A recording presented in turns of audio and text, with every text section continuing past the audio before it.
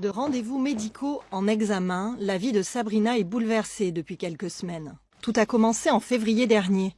Le médecin généraliste de Sabrina lui pose sous la peau du bras un implant contraceptif comme celui-ci. Un bâtonnet souple, de la taille d'une allumette qui diffuse des hormones pendant 3 années.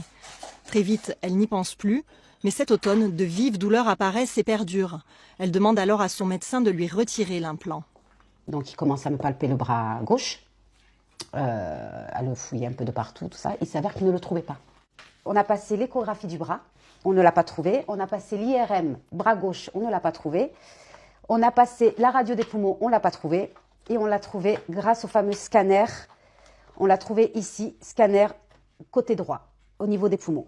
Son implant a donc migré pour venir se loger entre une artère et le poumon droit, pouvant à tout moment provoquer un œdème pulmonaire. Sous-cutané. On vit dans la crainte tous les jours en fait. C'est une crainte tous les jours. Le moindre mouvement nous fait réfléchir. Est-ce que ce mouvement-là va me le faire déplacer? Les positions dans lesquelles on dort. Le quotidien de tous les jours, à s'occuper de ses enfants, en prenant, il faut savoir que j'ai un bébé en bas âge, en prenant telle position, est-ce que ça va jouer sur quelque chose? C'est un stress en permanence en fait. Pour y mettre fin, il faudrait retirer l'implant. Mais l'opération est risquée. Elle doit se faire à Paris et nécessite surtout 6 mois de rééducation.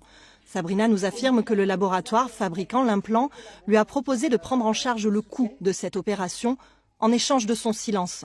Elle s'y refuse. On m'a mis en danger sans que moi je puisse être informée. J'ai pas le choix que d'accepter ça. Non, je veux pas accepter ça. Je veux pas accepter votre erreur. C'est votre erreur, c'est pas la mienne. Sa colère va prendre la forme d'une action en justice contre le laboratoire et son médecin. Si elle témoigne aujourd'hui, c'est pour alerter les femmes porteuses de cet implant. Elles sont 200 000 en France. Allez contrôler votre implant. Que ce soit mis il y a 4 mois, il y a 3 mois, il y a 1 an, il y a 2 ans, allez contrôler 1 fois par mois votre médecin pour savoir s'il est toujours à la même place. Le cas de Sabrina a été signalé à l'Agence de sécurité du médicament. Il y en a 30 recensés pour l'heure. La NSM a lancé ce vendredi une nouvelle alerte et recommande plus d'informations pour les professionnels de santé et pour les patientes.